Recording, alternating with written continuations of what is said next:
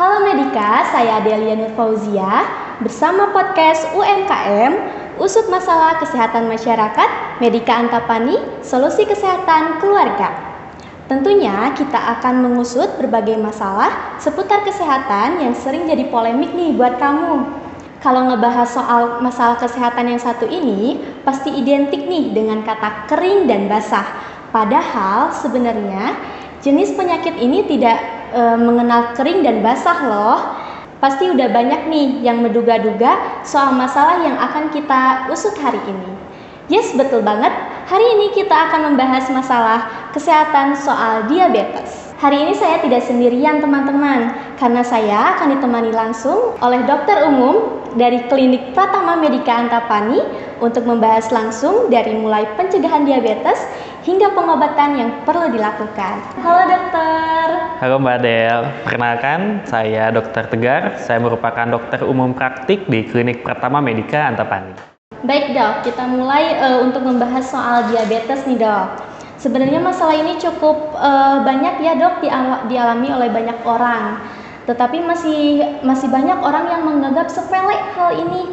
Sebenarnya diabetes itu penyakit apa sih dok? Dan apakah orang yang mempunyai keturunan genetik diabetes itu sama besar resikonya atau tidak dok? Oke, ya jadi diabetes itu merupakan penyakit resistensi insulin ya.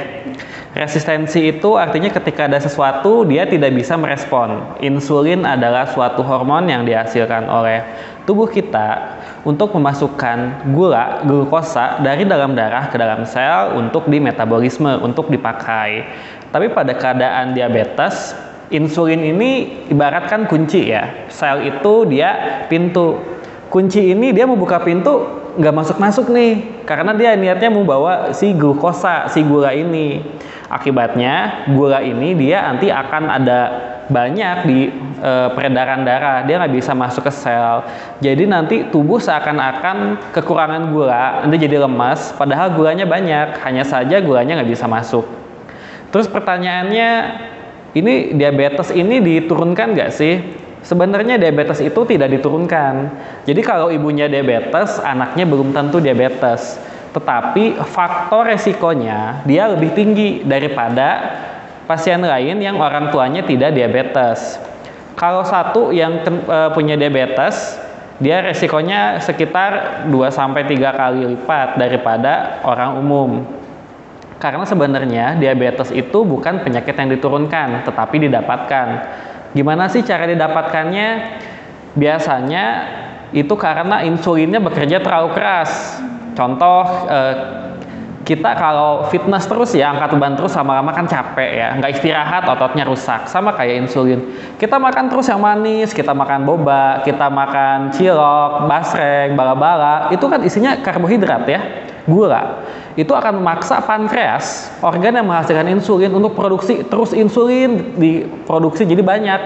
Nah lama-lama ini pintu sel ini, dia mau dibuka sama insulin, lama-lama dia rusak kunci pintunya, jadi nggak bisa masuk. Akhirnya terjadi diabetes, gulanya nggak bisa masuk. Jadi salah satu penyebab utamanya adalah tidak efektifnya penggunaan insulin karena glukosa yang terlalu banyak.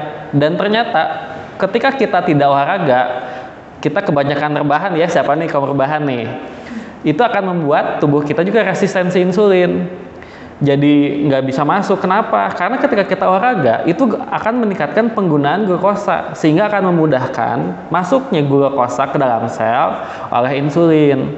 Jadi kita harus olahraga, jaga makan, dan istirahat cukup. Begitu teh. Baik dok, jadi teman-teman semua udah pada tahu ya apa itu diabetes. Nah, untuk mendeteksi sejak dini nih dok, karena kan penyakit itu berpengaruh signifikan terhadap tingkat kesembuhan dari penderita, termasuk diabetes juga. Sebagai bentuk pencegahan awal nih dok, gejala awal yang perlu diwaspadai itu apa aja sih dok?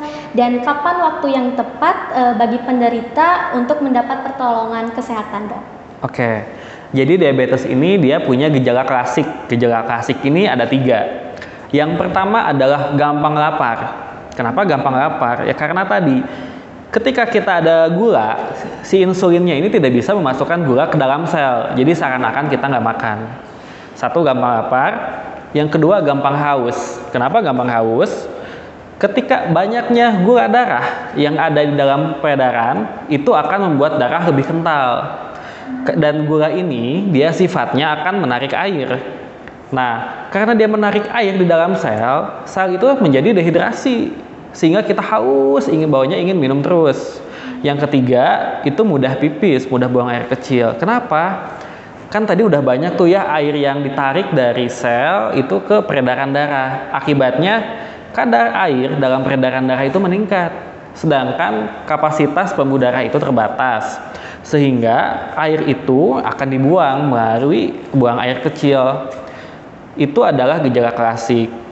Nah, jadi kapan kita harus cek gula darah? Ketika ada salah satu dari 3 tanda itu, baiknya kita periksa ke dokter, bukan ke Google ya. Soalnya kalau Google itu kita tidak bisa mempertanggungjawabkan siapa yang nulis.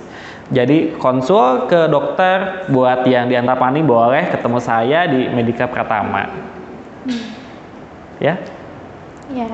Ya buat teman-teman yang merasa punya gejala seperti kata dokter tadi, yuk dikonsultasikan di klinik Pratama Medika Antapani tentunya.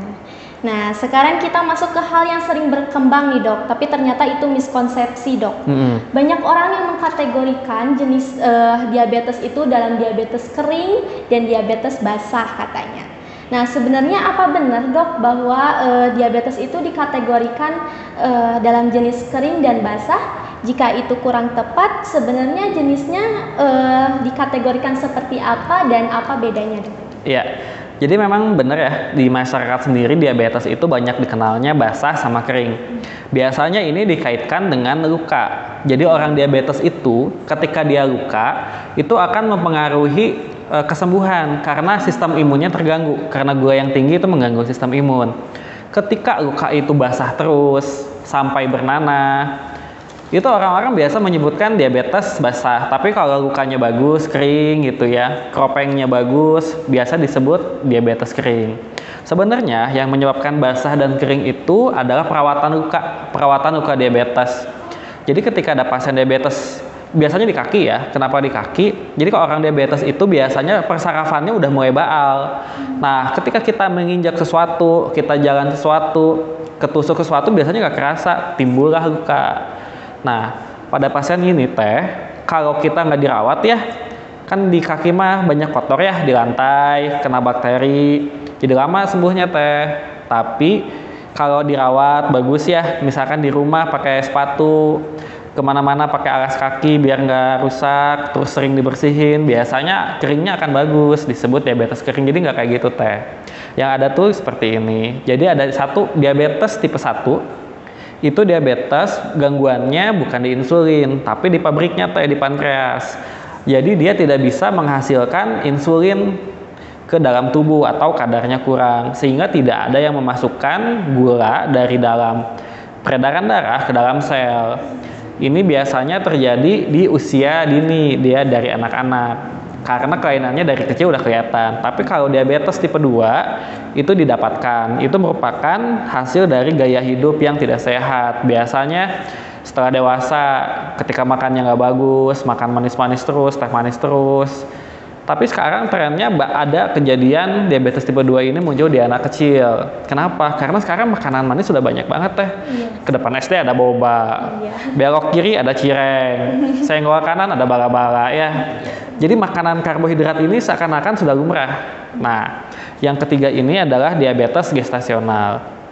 Diabetes gestasional adalah diabetes yang terjadi ketika kehamilan. Jadi pada saat seorang wanita hamil itu adalah perjuangan hidup dan mati. Ketika dari mulai hamil sampai beres melahirkan. Kenapa?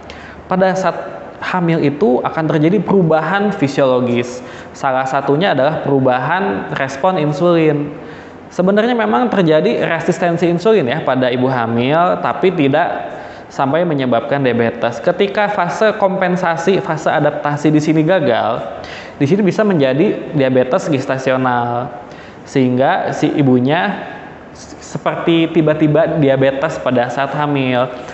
Pipisnya makin sering, makin lapar, makin haus. Nah, ini biasanya ketahuan ketika rutin periksa ke bidan sama ke dokter kandungan. Jadi untuk yang hamil jangan pernah sepelekan kehamilan. Walaupun semuanya bagus, alhamdulillah tetap diperiksa untuk mengoptimalkan proses kehamilan. Gitu Teh. Baik dok, jadi teman-teman diabetes itu dikategorikan menjadi tipe 1, 2, dan gestasional ya dok. Benar, ya. Teh. Nah jenis-jenis kategori tersebut itu berpengaruh pada jenis pengobatannya enggak dok? Ya, untuk pengobatan, untuk diabetes tipe 1, karena dia tidak bisa menghasilkan insulin, otomatis obatnya adalah insulin. Jadi biasanya obatnya disuntik nih di perut. Kalau nggak ada alat suntik yang ditempel di tangan atau di perut juga, jadi dia nanti setiap berapa menit akan nyuntikin insulin. Untuk diabetes tipe 2, obat pertamanya adalah perubahan gaya hidup. Baru setelah itu obatnya adalah untuk meningkatkan resistensi insulin, untuk menurunkan kadar gula darah, atau untuk meningkatkan produksi insulin itu sendiri. Ketika semuanya sudah dicoba, nanti tahap berikutnya bisa ditambah dengan suntik insulin. Sementara untuk ibu hamil, karena saat ini yang paling aman adalah insulin, obatnya dengan suntik insulin Teh. Seperti itu. Dok, tadi dokter sedikit menyinggung tentang kategori diabetes Gestasional. Emang agak begibet sih Teh? Ya, gestasional itu terjadi pada ibu hamil ya dok ya? Ya. Apakah ada kemungkinan nih dok sang anak itu tidak mengidap diabetes dok? Oke, jadi pertanyaannya kalau ibunya kena diabetes gestasional, anaknya diabetes nggak ya? Ya. Oke, nggak selalu, karena diabetes itu sekali lagi nggak diturunkan Teh. Ya, diabetes itu ya ketika ibunya diabetes, anaknya itu akan memiliki resiko yang lebih besar untuk diabetes. Nah, tapi biasanya diabetes gestasional ini efeknya adalah anaknya menjadi lebih besar. Karena gulanya kan nggak bisa masuk ke ibunya nih, ya masuk ke anaknya, jadi besar deh. Kalau kita bicara ibu hamil, pasti lebih rentan ya dok. Ya. Jadi nggak bisa sembarangan minum obat atau menjalani pengobatan. Bahkan untuk booster vitamin juga tidak disarankan ya dok. Apakah pengobatan diabetes yang dilakukan oleh ibu hamil ini dapat berpengaruh juga pada kondisi dan tumbuh kembang si bayi dok? Ya, jadi untuk diabetes sendiri, dia pasti berpengaruh ya sama anaknya. Entah itu jadi makrosomia atau ada gangguan lain. Pengobatan ini berpengaruh atau enggak? Jadi yang amannya itu kan tubuh kita memang produksi insulin ya. Nah, yang disuntikin ke tubuh kita adalah analognya. Jadi yang sama insulin dalam tubuh kita, jadi nggak ada efek samping. Jadi tinggal dikasih obat-obatan, dan untuk itu tetap akan kita periksa ke dokter kandungan. Jadi untuk mencegah adanya efek samping dan lain-lain yang tidak diinginkan, harus rutin cek ke dokter. Intinya seperti ini, dokter tidak akan memberikan sesuatu ketika itu merugikan pasien, membahayakan pasien itu nggak akan. Dan kalaupun ada kerugian, pasti akan ditimbang nih, mana yang lebih bagus, mana yang merugikan, mana yang lebih penting. Itu yang akan dokter berikan, karena kita terikat sumpah untuk selalu memberikan yang terbaik untuk pasien dan menjaga keamanan pasien. Kalau sekarang kita masuk ke pengobatan diabetes nih dok, mayoritas orang kan mengetahuinya bahwa diabetes itu hanya dapat sembuh pakai insulin katanya. Yeah. Nah, tapi apakah ada jenis pengobatan lain dok selain insulin tersebut? Ya, jadi sebenarnya sembuh itu bukan dengan insulin ya. Insulin itu pilihan kesekian. Tapi untuk diabetes tipe 2, pilihan pertamanya ada perubahan gaya hidup. Misalkan 2 hari sekali itu bagusnya olahraga minimal 30 menit dengan intensitas sedang, misalkan jalan kaki, jalan cepat gitu ya, 2 hari sekali sama 30 menit tanpa istirahat. Terus kita ada namanya piring diabetes. Jadi kalau orang diabetes makan itu ditakar ya. Kita pakai piring ukuran biasa, itu setengah piringnya adalah sayur, 1/4 piringnya itu boleh karbohidrat, setengah piringnya protein, gitu. Jadi setiap makan diatur. Terus pola istirahat, pola bekerja juga jangan sampai bekerja berlebihan. Ketika gaya hidup sudah bagus, manajemen stres sudah bagus, masih tinggi nih ternyata masih nggak bagus, baru kita ke obat minum, baru pakai insulin. seperti itu. Jadi untuk pengobatan diabetes itu tidak hanya pakai insulin ya teman-teman. Ya. Jadi ada tahap-tahapannya seperti itu ya dok. Kalau untuk pengobatan yang memakan waktu dan resiko yang cukup besar nih dok di diabetes ini, apakah dapat menjadi timbul komplikasi seperti itu? Apakah penderita diabetes akan seumur hidup memakai obat tersebut dok? Ya. Jadi sampai saat ini pengobatan diabetes itu tidak ada yang tidak kontinu. Ketika seseorang itu sudah terkena diabetes, maka pengobatannya seumur hidup karena dia sudah resisten. Atau kalau yang tipe 1 pankreasnya sudah rusak ya, tidak bagus, itu otomatis ya kita kasih terus insulin. Diabetes tipe 2, resistensinya sejauh ini saya belum pernah membaca yang bisa benar-benar sembuh sih ya, jadi obat tetap diberikan. Kecuali kalau gestasional biasanya pada saat kehamilan aja. Baik, selanjutnya kita akan membahas mitos atau fakta nih mengenai diabetes yang berkembang di masyarakat ya dok. Nah, yang pertama mitos atau fakta nih dok. Diabetes dapat sembuh dengan pengobatan herbal. Kurangi saja konsumsi gula, tidak perlu diperiksa oleh dokter. Amankah cara tersebut dilakukan untuk menangani diabetes, dok? Wah, tuh tidak aman ya, itu mitos. Kenapa? Yang pertama gini, ketika kita sakit, apapun keluhan kita kan pasti konsul sama dokter biar tahu ya. Obat herbal itu boleh nggak? Boleh, tidak dilarang gitu. Tapi obat herbal itu hanyalah pelengkap. Kan sekarang tuh banyak ya kayak ada yang pakai binahong gitu ya, pakai kayak daun-daun seperti itu. Memang secara penelitian bisa membantu menurunkan, tetapi bukan sebagai obat utama. Jadi hanya sebagai obat tambahan aja.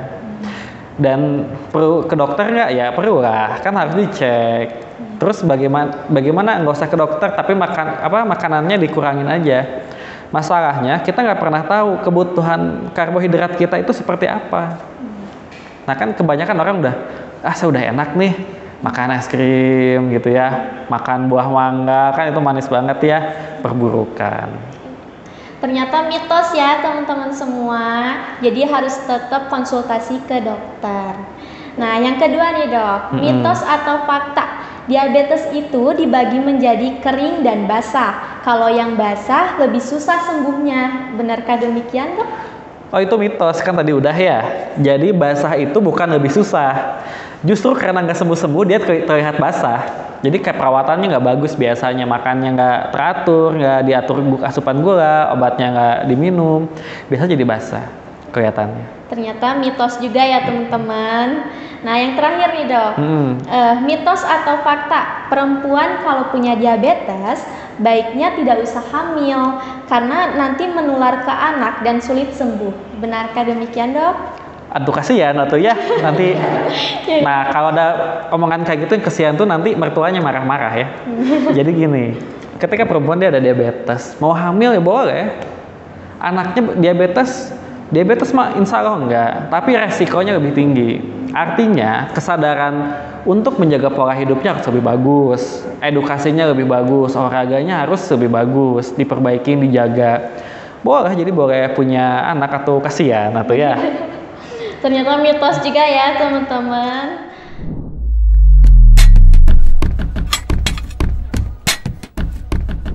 Sejauh mana sih dok komplikasi dari diabetes itu bisa ke organ lain? Apakah bisa menyebabkan kebutaan atau mungkin dia sampai kolaps gitu dok? Jadi kayak sejauh mana keparahan diabetes mempengaruhi komplikasi dari si penderitanya? Ya, jadi diabetes ini kalau dia bisa kemana-mana ya. Kalau kita lihat gula itu dibutuhkan hampir sama semua tubuh ya. Itu butuh gula untuk bermetabolisme. Ketika bensinnya kebanyakan, ini biasa jadi masalah nih. Nah, salah satunya ada salah satu sisa metabolisme yang dia akan menumpuk di mata. Makanya kalau kebanyakan bisa membuat katarak. Ya, jadi katarak diabetikum. Nah, kalau sudah seperti itu, sudah katarak, ya harus diganti matanya, lensanya yang diganti ya. Terus bisa juga dengan penyakit jantung, dia sahabatan tuh. Karena kan kalau bandingkan sirup sama air bening nih. Air bening ini gulanya kasih aja 2 sendok. Sama sirup yang gulanya banyak itu kan lebih kental. Jadi jantung juga mompanya lebih berat, lebih gampang capek. Terus nanti disaring di ginjal nih. Nah, ginjal kan harus menyaring air gula, air sirup. Lebih berat lagi kan. Terus akan kemana-mana. Karena biasanya orang diabetes jadi lemes ya. Karena energinya nggak bagus gitu, gulanya nggak ada dalam sel. Jadi lemas kalau nggak dikontrol.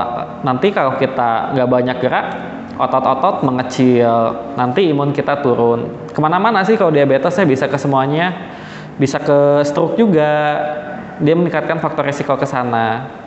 Intinya adalah diabetes itu bisa kemana-mana ya, ke semuanya bisa.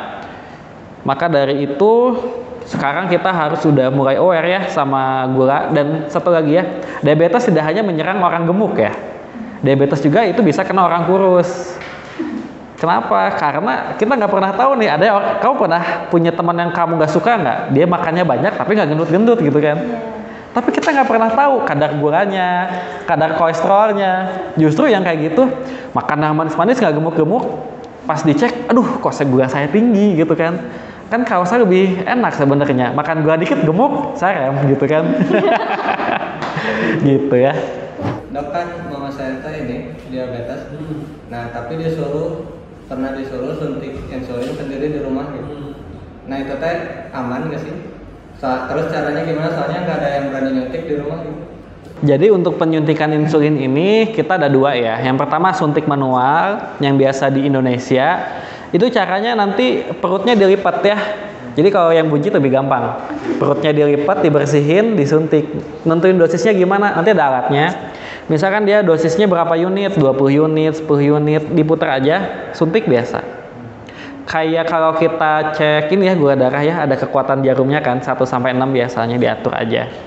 Kalau yang lebih bagus ada dia alat insulin, tinggal ditempel aja, jadi ditusuk, jarumnya masuk, nempel, dan itu nggak begitu sakit. Itu nanti dia paling ganti sekian hari baru ganti gitu. Belajar aja tuh kan gampang kok. Ya, sebagai anak yang baik dan soleh. Mau nanya lagi boleh ya? Boleh. Dok, kalau misalkan kita olahraga nih yang teratur nih, apakah bisa menurunkan risiko diabetes? Oh, banget. Jadi olahraga yang teratur itu akan meningkatkan kesehatan jantung dan kesehatan otot. Nah, otot ini kan salah satu organ yang mengkonsumsi gula dalam jumlah besar ya. Kalau gulanya dikonsumsi jumlahnya banyak, ya otomatis kadar gulanya akan turun. Jadi sebenarnya tubuh itu punya sistem keseimbangan. Gimana caranya gula jangan tinggi, gula jangan rendah. Misalkan gula rendah, kortisol muncul. Dia akan memecah lemak, protein untuk menjadi gula.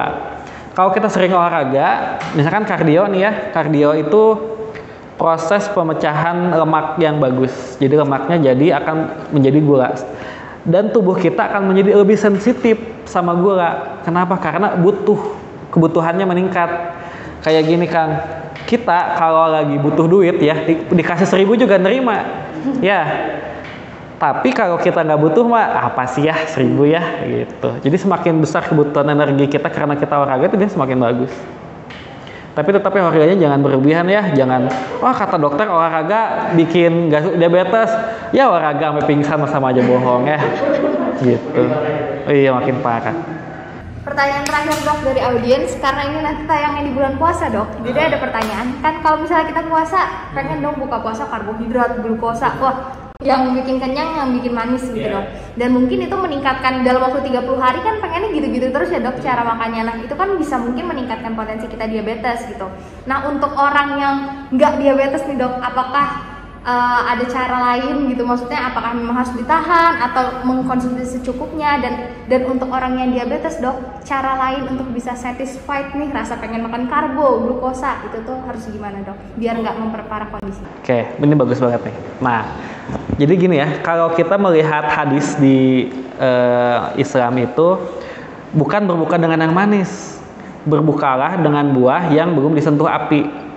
Ya, jadi buahnya itu belum dimasak, kurma, mangga, seperti sepotong. Nah, berbuka itu bukan dengan makanan berat, jadi dengan makanan yang membatalkan. Habis itu kita sholat, baru kita makan secukupnya. Ada fenomena yang lucu ketika bulan puasa. Orang ketika sebelum bulan puasa kan biasa ada halal-bihalal ya, salam-salaman. Ketika ketemu lebaran kok Anda makin gemuk gitu ya. Biasanya setelah buka, satu dia balas dendam. Itu bikin lambung yang awalnya kosong ya tiba-tiba tegang gitu, bisa bikin sakit perut juga. Terus gula darah nih yang tiba-tiba yang awalnya di bawah gitu ya, stabil, misalkan dia di 90, tiba-tiba dikasih gula yang banyak, dia akan tiba-tiba tinggi. Nah, ini spike peningkatan tiba-tiba gula ini berbahaya, dia justru bisa bikin diabetes. Dan satu lagi, kalau kita makan cenderung di malam hari, ada namanya ini ya circadian rhythm, adalah perputaran hormon-hormon pada jam tertentu. Kalau kita makan malam biasanya cenderung lebih bikin kita gemuk gitu, karena kalau malam kan kita memang nggak bekerja ya, biasanya si gula itu dicadangkan menjadi lemak. Nah, semakin banyak lemak, semakin mudah kita terkena resistensi insulin yang bikin kita diabetes. Jadi gimana caranya biar nggak diabetes? Yang pertama, sahur secukupnya, berbuka membatalkan, makan seperti biasa ya, seperti biasa ya, saya tekankan lagi, seperti biasa. Berbuka puasa bukanlah balas dendam. Kalau Anda biasa makan satu piring, jangan 2, 3 atau yang lain. Yap, akhirnya kita ada di penghujung acara. Tadi kita udah ngebahas nih masalah diabetes, dari mulai pengertiannya sampai pengobatannya, sampai tadi juga dokternya udah ngejawab nih mitos sama faktanya. Nah, tadi juga udah dijawab nih dari pertanyaan dari audiens semuanya. Wah, ada 2000 nih ya. Jangan lupa untuk saksikan podcast UMKM lainnya. Dan sampai bertemu lagi di podcast UMKM episode selanjutnya. Saya Delia Nur Fauzia dan saya Dr. Tegar Fitriana. Salam sehat, Medika Antapani, solusi kesehatan keluarga. Bye. Bye.